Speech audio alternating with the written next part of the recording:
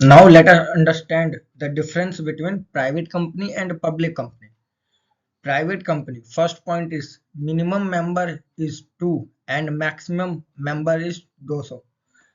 जो private company में minimum member की जो रिक्वायरमेंट होती है वो मिनिमम मेंबर 2 होने चाहिए एंड मैक्सिमम मेंबर 200, इसके बीच में भी हो सकते हैं लेकिन 200 से ज़्यादा नहीं हो सकते और 2 से कम नहीं हो सकते। वहीं पब्लिक कंपनी में मिनिमम मेंबर है 7 and no limit of maximum number. Public company में मिनिमम 7 होने चाहिए, मैक्सिमम वो कितने भी रख सकती है member. And the second point is company name and with private limited. Private company का जो नाम होता है उसके एंड में प्राइवेट लिमिटेड आना चाहिए, लेकिन वही पब्लिक कंपनी के नेम में company name and with limited.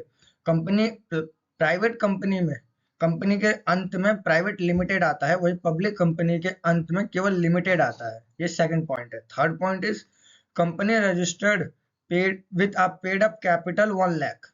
जो प्राइवेट कंपनी होती है उसकी जो रजिस्टर्ड कैपिटल होनी चाहिए वो 1 लाख होनी चाहिए।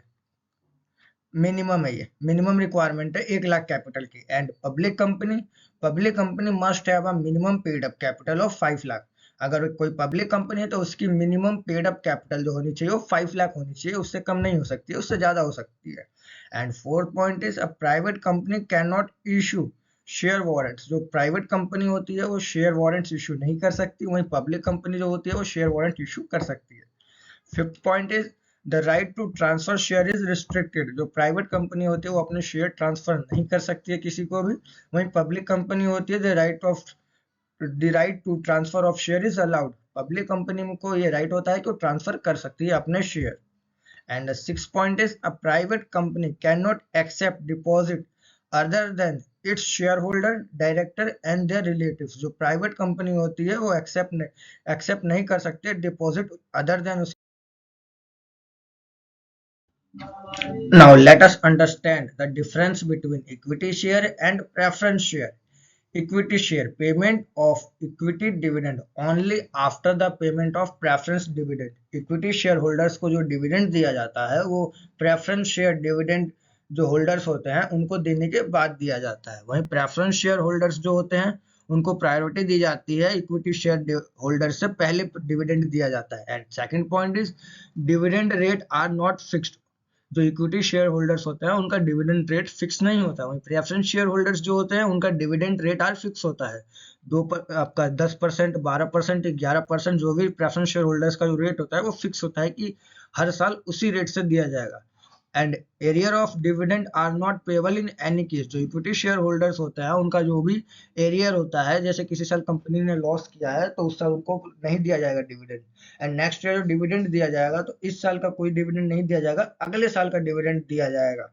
एंड प्रेफरेंस शेयर होल्डर्स को अगर किसी साल एरियर होता है तो उनको अगले साल जो इस साल का भी डिविडेंड है वो भी दिया जाएगा, accept in case of non cumulative preference share. Non cumulative preference share holders होते हैं उनको नहीं दिया जाएगा, उनके अलावा जो एक्युमुलेटेड होते हैं उनको डिविडेंड दिया जाएगा जो भी साल का एरियर होता है।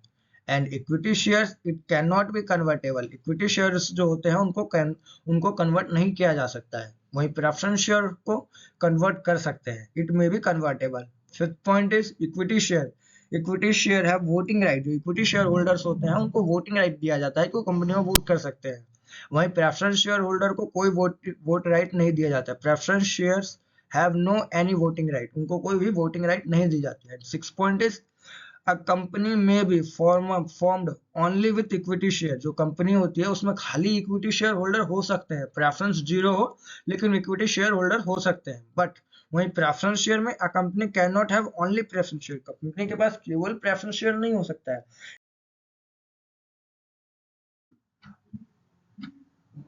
Now let us understand the difference between reserve capital and capital reserve.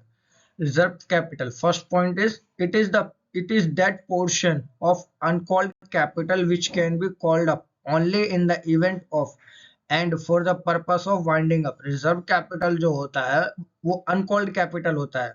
Suppose किसी कंपनी ने 10 रुपए का शेयर इशू करा है तो उसने 5 रुपए तक मांग लिया, तो जो 5 रुपए है वो कैपिटल होता है जो कंपनी वाइंड अप के समय मांग सकती है। वो कंपनी के पास एज अ रिजर्व पड़ा रहता है। वही कैपिटल रिजर्व जो होता है, first point is it is that part of reserve which can not be issued for distribution as dividend. जो कैपिटल रिजर्व होता है उसको डिविडेंड के फॉर्म में इशू नहीं किया जा सकता। And second point is on reserve capital, it is not compulsory to create capital, it means it is optional।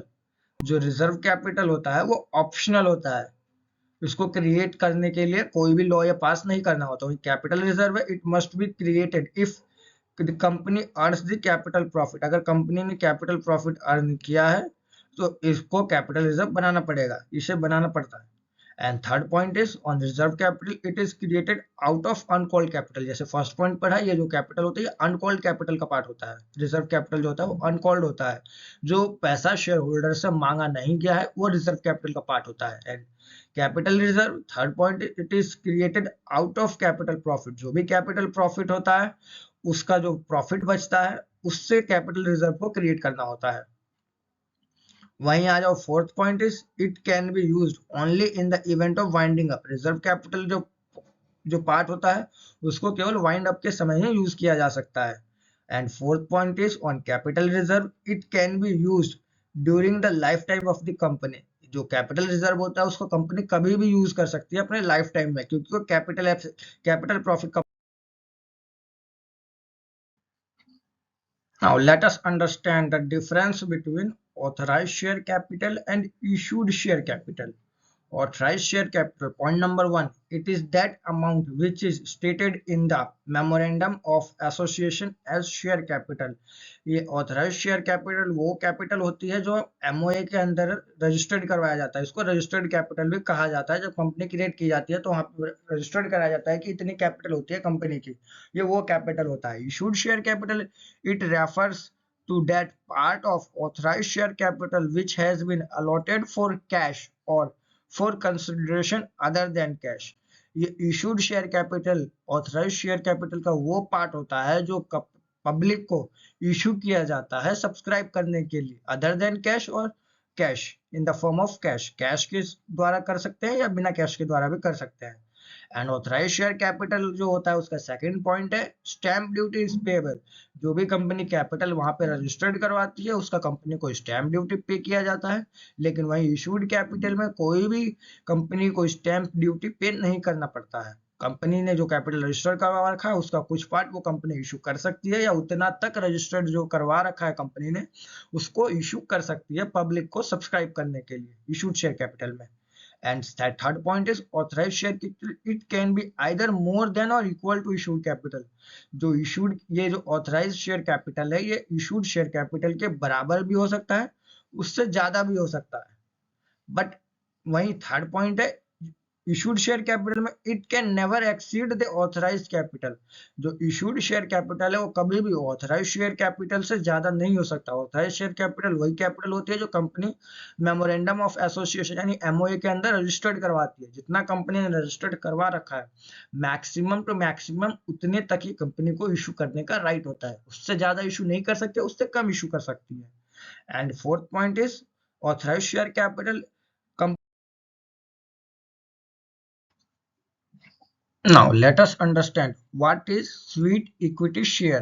ये एग्जाम पॉइंट ऑफ व्यू से बहुत इंपॉर्टेंट है, काफी बार एग्जाम में आ चुका है कि स्वीट इक्विटी शेयर होता क्या है। Sweet equity share means such equity shares are issued by a company to its director or employees at a discount or for consideration other than cash for providing their non how or making available right in its nature of intellectual property rights और value addition. जो sweet equity shares होते हैं वो share होते हैं जो company अपने director या एम्प्लॉयज को इशू करती है डिस्काउंट पे, और या तो कैश में यानी कि डिस्काउंट देगी, या फिर अदर देन कैश जो कंपनी के एम्प्लॉयज होते हैं जो वहां पे कंपनी को अपनी सर्विसेज दे रहे हैं, कंपनी एज अ बोनस भी उन्हें इशू करती है। तो स्वीट इक्विटी शेयर वो शेयर्स भी हो सकते हैं।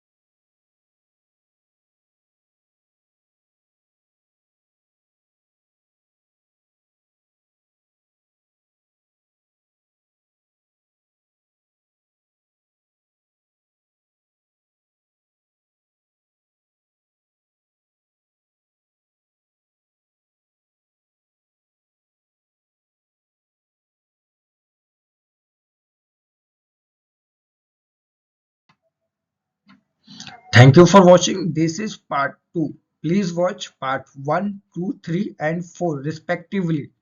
Thank you for watching. Alok Bharti Education Point.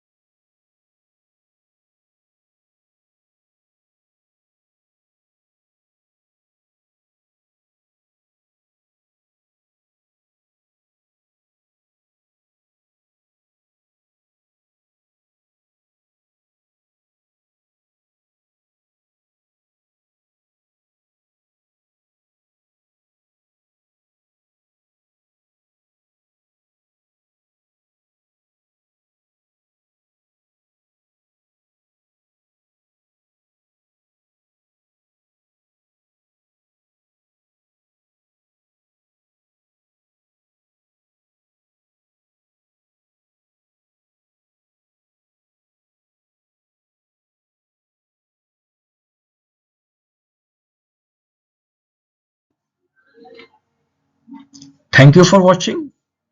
अगर वीडियो अच्छी लगी हो तो वीडियो को लाइक कर दें और शेयर कर दें और चैनल को सब्सक्राइब कर दें. ऐसे ही कॉर्पोरेट अकाउंटिंग या मैनेजमेंट अकाउंटिंग या ऑर्गेनाइजेशनल बिहेवियर और भी ऐसी वीडियोस को देखने के लिए. Thank you for watching. You are watching Alok Bharti education point.